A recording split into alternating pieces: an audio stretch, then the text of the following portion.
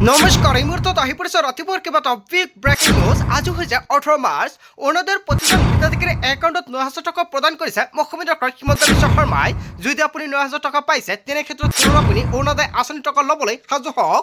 মুখ্যমন্ত্ৰীয়ে অৰুণোদয় আঁচনিক লৈ পৃথক ঘোষণা কৰিছে।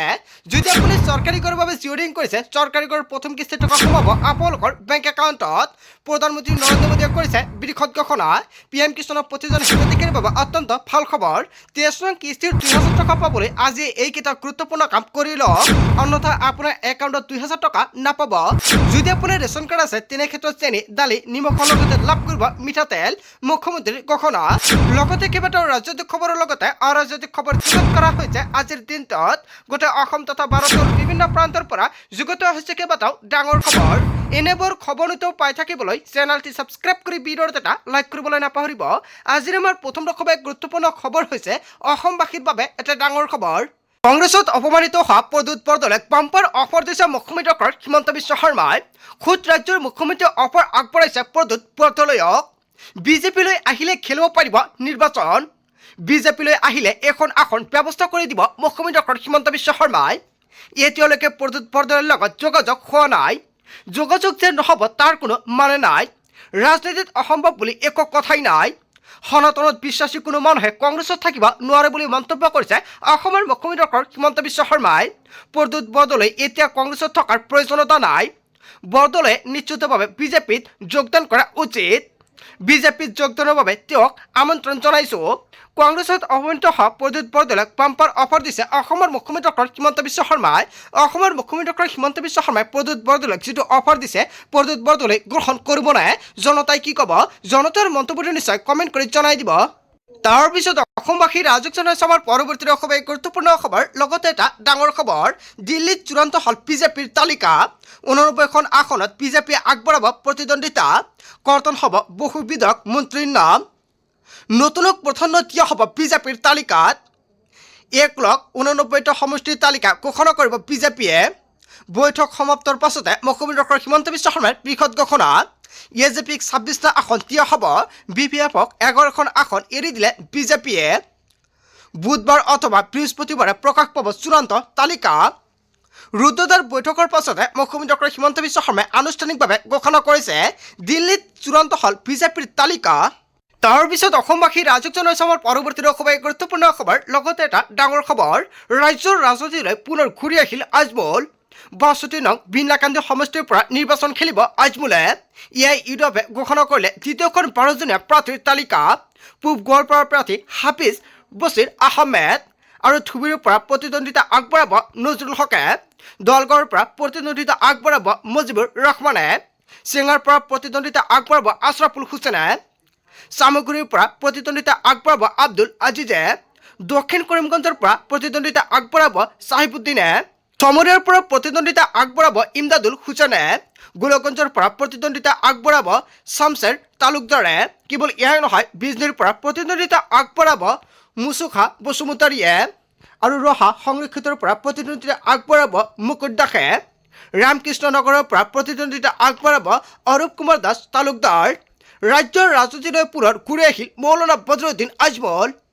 তাৰপিছত অসমবাসী ৰাজকজনৰ সভাৰ পৰৱৰ্তী খুবেই গুৰুত্বপূৰ্ণ খবৰ, লগতে এটা ডাঙৰ খবৰ। অসম জাতীয় পৰিষদে ঘোষণা কৰিলে প্ৰথমখন প্ৰাৰ্থীৰ তালিকা। 8টা সমষ্টিৰ বাবে প্ৰক্ষেপিত কৰিলে প্ৰাৰ্থীৰ নাম। খোৱাং সমষ্টিত প্ৰতিদ্বন্দ্বিতা আগবঢ়াব সভাপতি লুৰিণজ্যোতি গগৈ আৰু বহৰমপুৰ সমষ্টিত প্ৰতিদ্বন্দ্বিতা আগবঢ়াব ৰাজেন গোহাঁইয়ে। ডিব্ৰুগড় সমষ্টিত প্ৰতিদ্বন্দ্বিতা আগবঢ়াব মইনাক পাত্ৰই আৰু সৰুপাতৰ সমষ্টিত প্ৰতিদ্বন্দ্বিতা আগবঢ়াব জীৱন চুতীয়াই। বিনাকান্দি সমষ্টিত প্ৰতিদ্বন্দ্বিতা আগবঢ়াব ৰেজল কৰিম চৌধুৰীয়ে। মৰিগাঁও সমষ্টিত প্ৰতিদ্বন্দ্বিতা আগবঢ়াব বাণী দাসে। পলাশবাৰী সমষ্টিত প্ৰতিদ্বন্দ্বিতা আগবঢ়াব পংকজ লোচন গোস্বামীয়ে। বজালী সমষ্টিত প্ৰতিদ্বন্দ্বিতা আগবঢ়াব দিলীপ বৰুৱাই। মুঠ 10টা সমষ্টিত প্ৰতিদ্বন্দ্বিতা আগবঢ়াব অসম জাতীয় পৰিষদে। শদিয়া আৰু মধ্য গুৱাহাটীৰ বাবে দ্বিতীয় তালিকা প্ৰকাশ পাব প্ৰাৰ্থী। অসম জাতীয় পৰিষদে ঘোষণা কৰিলে প্ৰথমখন প্ৰাৰ্থীৰ তালিকা। হয়, এটা বিগ ব্ৰেকিং নিউজ আহি পৰিছে। আজিৰ ভিডিঅ'ত যিমান পাৰে সকলোৱে শ্বেয়াৰ কৰি দিব।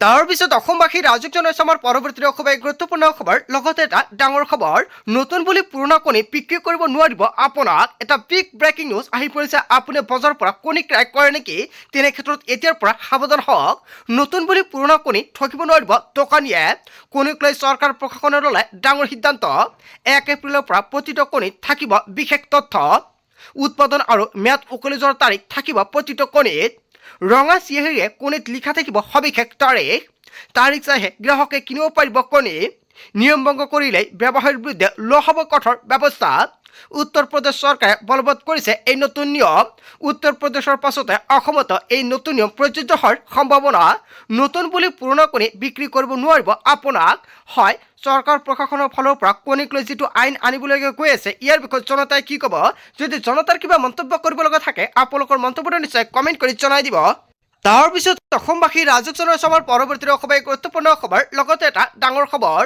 কোনো প্ৰাৰ্থীয়ে আপোনাক ধন দিব বিচাৰিছে নেকি তেনে ক্ষেত্ৰত আপুনি সাৱধান হওক কোনো ৰাজনৈতিক দলৰ নেতাই আপোনাক প্ৰলোভন দিছে নেকি আপোনাক ভোট বিচাৰি উৎকোচ দিব বিচাৰিছে নেকি তেনেহ'লে চিন্তাৰ কোনো কাৰণ নাই আপোনাৰ কাষত থিয় দিব আয়কৰ বিভাগে তথ্য ভিডিঅ' আপুনি প্ৰেৰণ কৰক আয়কৰ বিভাগক এতিয়াই ছেভ কৰক তিনিটাকৈ ফোন নম্বৰ 9401085214 আন এটা নম্বৰ হৈছে 9181324184 আন এটা নম্বৰ হৈছে 0361234036 এইকেইটা নম্বৰ ছেভ কৰি ৰাখক আপোনাৰ মোবাইল ফোনত এই তিনিটা ফোন নম্বৰতে আপুনি দিব পাৰিব অভিযোগ ইমেইলৰ জৰিয়তেও আপুনি যোগাযোগ কৰিব পাৰিব assamelection26@gmail.com আপোনাৰ পৰিচয় গোপন ৰাখিব আয়কৰ বিভাগে হয় এটা গুৰুত্বপূৰ্ণ সিদ্ধান্ত গ্ৰহণ কৰিছে আয়কৰ বিভাগৰ ফালৰ পৰা তাৰ পিছত অসমবাসী ৰাজক জনাইছে আমাৰ পৰৱৰ্তী খুবেই গুৰুত্বপূৰ্ণ খবৰ লগতে এটা ডাঙৰ খবৰ ৰাজপথত চলাব নোৱাৰিব পচন্দৰ দুচকীয়া বাহন বিজেপি চৰকাৰ আনিলে কঠোৰ সিদ্ধান্ত হয় বিজেপি চৰকাৰে কঠোৰ সিদ্ধান্ত গ্ৰহণ কৰিছে আপুনি নতুনকৈ দুচকীয়া বাহন কিনিব পৰিকল্পনা কৰিছে নেকি তেনে ক্ষেত্ৰত সাৱধান হওক দুচকীয়া বাহনক লৈ চৰকাৰে আনিলে কঠোৰ নিষেধাজ্ঞা পেট্ৰল চালিত দুচকীয়া বাহন কিনাত নিষেধাজ্ঞা আৰোপ কৰিছে কোনো কিনিব নোৱাৰিব পেট্ৰল চালিত দুচকীয়া বাহন 2028 চনত 1 এপ্ৰিলৰ পৰা প্ৰযোজ্য হ'ব এই নিয়ম প্ৰদূষণ নিয়ন্ত্ৰণ কৰিবলৈ বৃহৎ পদক্ষেপ দিল্লী চৰকাৰৰ পেট্ৰল চালিত দুচকীয়া বাহনৰ পৰিৱৰ্তে কিনিব লাগিব ইভি ইলেক্ট্ৰনিক বাহন কিনিব লাগিব বিদ্যুৎ চালিত দুচকীয়া বাহন কিনিলেহে থাকিব কেৱল অনুমতি বিদ্যুৎ চালিত দুচকীয়া বাহন কিনিবৰ বাবে চৰকাৰে দিব সুবিধা ৰোড টেক্স আৰু ৰেজিষ্ট্ৰেশ্যন বিনামূল্য হ'ব ইভি দুচকীয়া বাহনৰ বাবে 2030 চনৰ 31 মাৰ্চ পৰ্যন্ত প্ৰযোজ্য হ'ব এই নিয়ম ৰাজপথত চলাব নোৱাৰিব পচন্দৰ দুচকীয়া বাহন বিজেপি চৰকাৰ আনিলে কঠোৰ সিদ্ধান্ত তাৰ পিছত অসমবাসী ৰাজক জনাইছে আমাৰ পৰৱৰ্তী খুবেই গুৰুত্বপূৰ্ণ খবৰ লগতে এটা ডাঙৰ খবৰ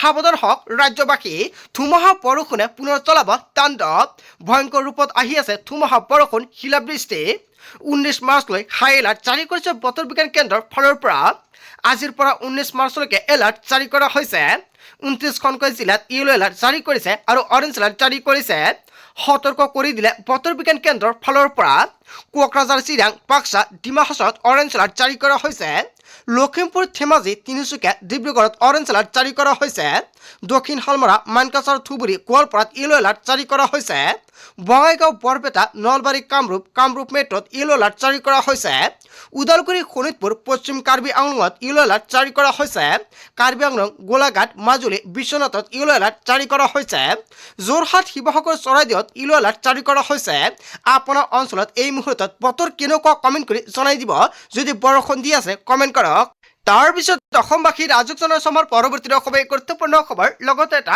ডাঙৰ খবৰ লৰা ৰজাই অসমক শেষ কৰাৰ দৰে কংগ্ৰেছ শেষ হ'ব কেইবাটাও পৃথক মন্তব্য কৰিছে ভূপেন বৰাই কংগ্ৰেছত থাকি লৰা ৰজাৰ দৰে ভূপেন বৰা গৌৰৱ গগৈৰ বিৰুদ্ধে পৃথক মন্তব্য কৰিছে 140 বছৰীয়া কংগ্ৰেছ দলৰ অৱক্ষয় হৈছে গৌৰৱ গগৈৰ ৰাজত্বত ৰখিবলৈ পৰামৰ্শত কংগ্ৰেছ শেষ হ'ব নগদ প্ৰদ্যুৎ বৰদলৈ ৰকিবুল হুছেইনে আনিছে বুলি অপপ্ৰচাৰ চলিছে তানজিল হুছেইনক সুৰক্ষা দিবলৈ নগদ ষড়যন্ত্ৰ ৰকিবুল হুছেইনৰ নগদ দ্বিতীয়জন সংখ্যালঘু নেতাক উত্থাপন হ'বলৈ নিদিয়ে ৰকিবুলে কংগ্ৰেছৰ তুচ্ছ তাচ্ছিল্য সহ্য কৰিব নোৱাৰে প্ৰদ্যুৎ বৰদলৈয়ে মহাভাৰতৰ কৰ্ণৰ দৰে অৱস্থা হৈছে প্ৰদ্যুৎ বৰদলৈৰ দৈনিক APCCৰ নেতাই এতিয়া পদত্যাগ কৰিছে তৰুণ গগৈৰ দিনত এতিয়াৰ দৰে ৰাজীৱ ভৱন জ্বলাই নাছিল গৌৰৱ গগৈ ৰকিবুল হুছেইনৰ বিৰুদ্ধে পিছপৰা মন্তব্য কৰিছে ভূপেন বৰাই হয় ভূপেন বৰাই যিকেইটা অভিযোগ উত্থাপিত কৰিছে জনতাই কি ক'ব যদি জনতাৰ কিবা মন্তব্য কৰিব লগা থাকে আপোনালোকৰ মন্তব্যটো নিশ্চয় কমেণ্ট কৰি জনাই দিব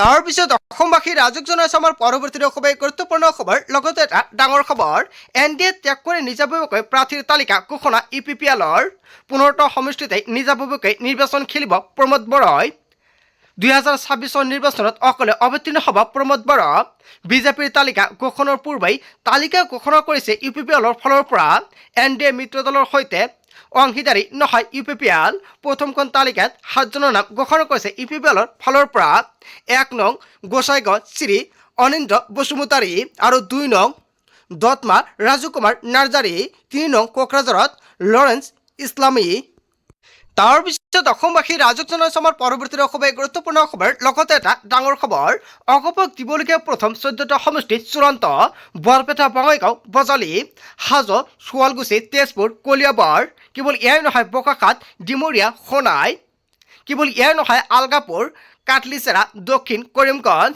আৰু টিয়ক শিৱসাগৰ নাওবৈচা এই 14টা সমষ্টি ৰখা হৈছে প্ৰথম কেটেগৰীত আৰু এই 14টা সমষ্টিত অগপৰ্যায়ৰ সম্ভাৱনা আটাইতকৈ বেছি আৰু কেইবাটাও সমষ্টিত আলোচনা চলি আছে বিজেপিয়ে যোৱা 12তকৈ অগপক আসন কমকৈ দিয়াৰ সম্ভাৱনা কিন্তু জয়ীশৰ সমষ্টি এইবাৰ বেছি হ'ব বুলি দাবী জনাইছে এইবাৰ 9 জনতকৈ বেছি বিধায়ক জয়ী হ'ব বুলি আশা কৰিছে বা ধাৰণা কৰিছে অগপক দিবলগীয়া প্ৰথম 14টা সমষ্টিৰ চূড়ান্ত হয় বন্ধু-বান্ধৱীসকল এটা ডাঙৰ খবৰ আহি পৰিছে গোটেই অসম তথা ভাৰতৰ বিভিন্ন প্ৰান্তৰ পৰা যুগত হৈছে কেইবাটাও ডাঙৰ খবৰ এনেবোৰ খবৰ নিতৌ পাই থাকিবলৈ চেনেলটি ছাবস্ক্ৰাইব কৰি ভিডিঅ'ত এটা লাইক কৰিবলৈ নাপাহৰিব so thank you for watching full video